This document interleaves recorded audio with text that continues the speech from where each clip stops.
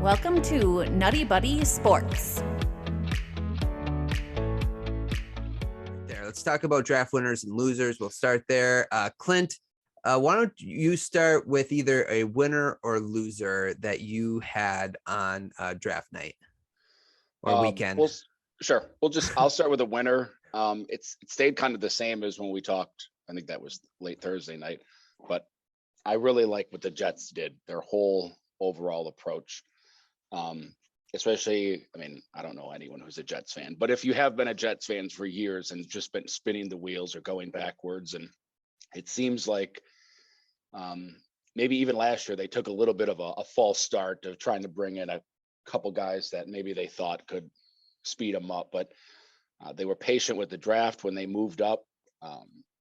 They made some good choices, so I think you definitely win. I mean, of course, with the draft, anyone can totally flame out, but on paper, the way they're going, I would be encouraged if I was a Jets fan.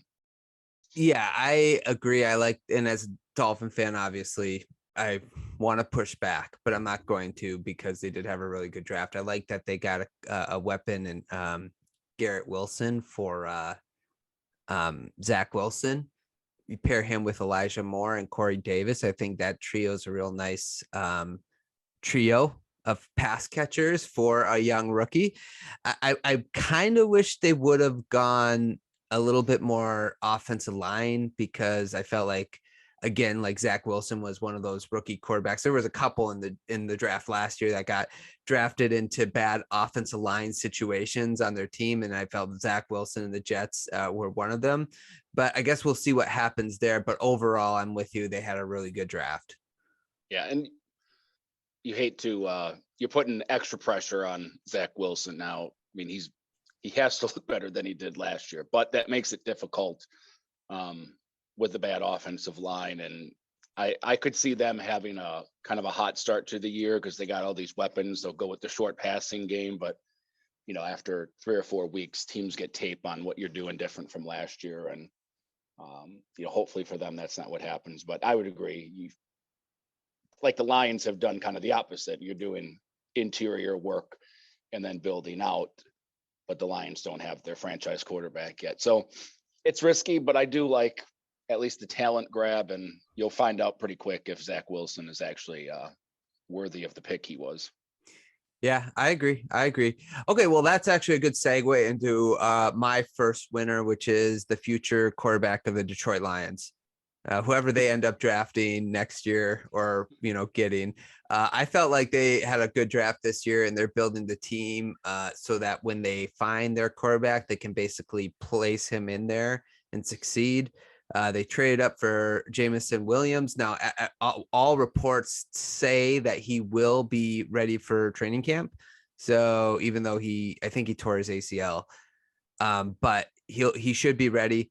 They got Aiden Hutchinson, which was a really good pickup in my opinion to bolster the defensive line. And I also like the wide receiver they got later on as well. So I think they're doing a really good job of building the team in the image of their coach and building from the inside out. And I think that whoever ends up being the future quarterback of the Detroit Lions, it's going to be a good spot to start their career.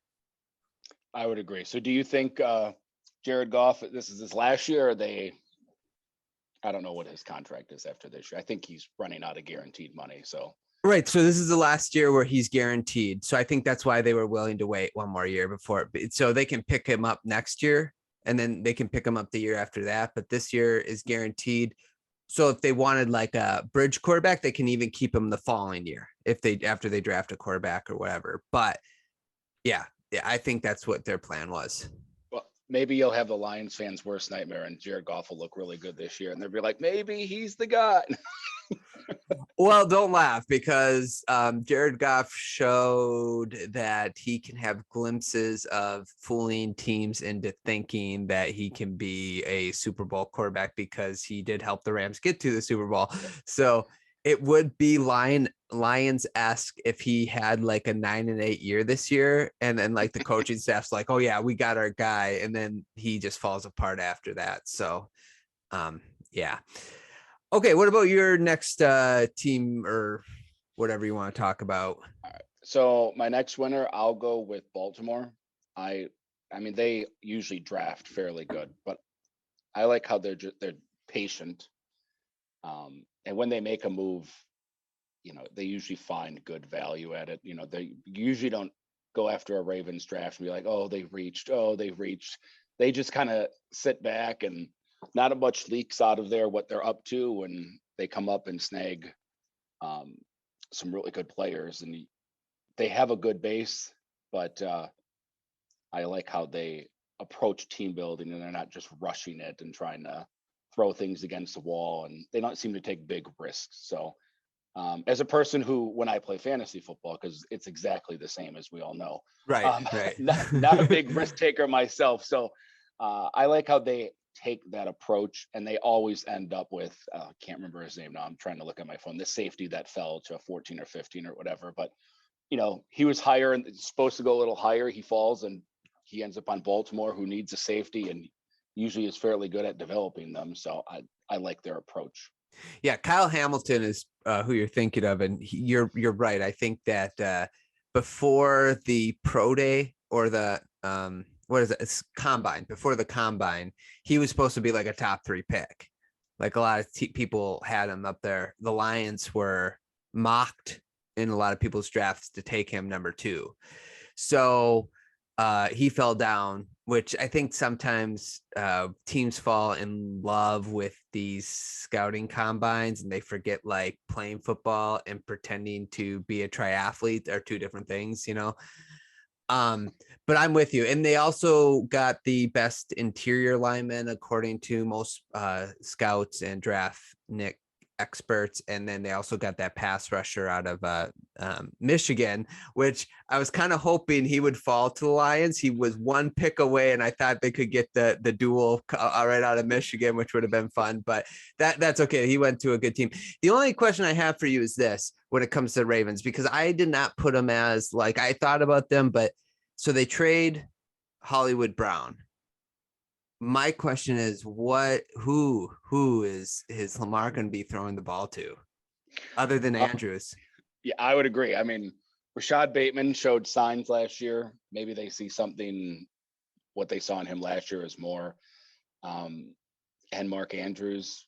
But outside of that, I mean, maybe their plan is to bring in Jarvis Landry or something, or swing some kind of a trade.